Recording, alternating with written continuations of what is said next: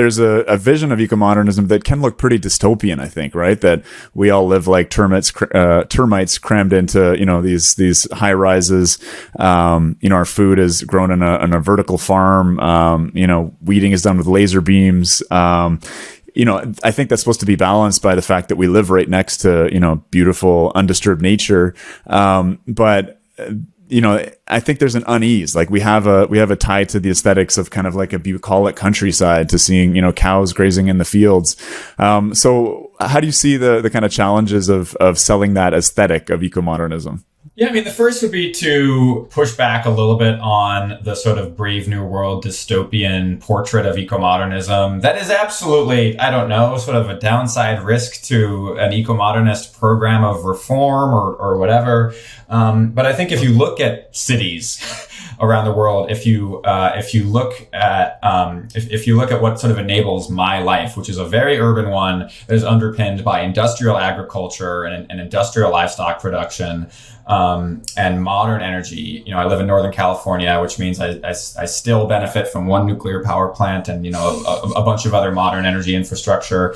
It's not actually dystopian. It's beautiful. And so it itself, sort of a hyper modern, hyper urban, industrialized agriculture and energy systems, are not scary things. And I think you're right that in our imaginations they are, because it's either sort of romantic, bucolic Eden or Bladerunner.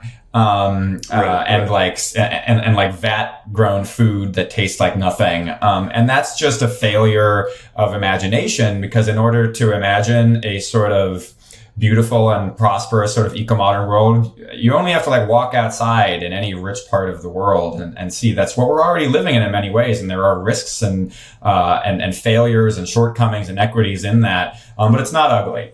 Also, the second thing I would say is that these types of systems interact and sort of co-evolve and co-produce each other. So it's not like a choice between hyper efficient, high yield agriculture and, everyone growing their own food in either sort of small subsistence farms or urban gardens or things like that. We have all of it already. And if anything, I have my own problems with a bunch of the sort of regenerative and organic agriculture stuff. I have a bunch of problems with folks who suggest that we should be feeding a lot of our populations with urban gardens. I just don't think any of that is remotely possible. And if we were to shift an appreciable amount of our food production from industrial to organic, then we would use more land, we would use more pesticides, we would use more fertilizers and organic fertilizers like cow dung that actually has worse nitrogen runoff impacts.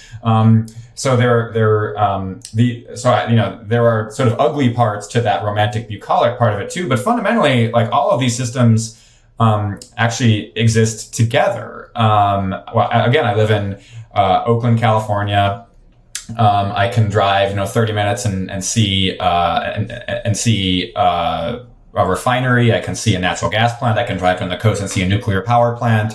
I see high voltage transmission. I can drive through the California Central Valley and see, some of the most high yield, high productivity produce production on the planet.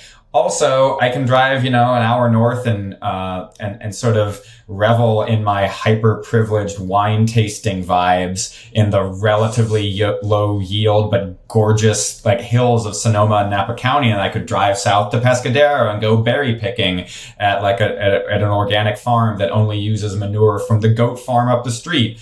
And I enjoy doing that. I can actually sort of interact with both the types of nature and the types of human production systems at various scales.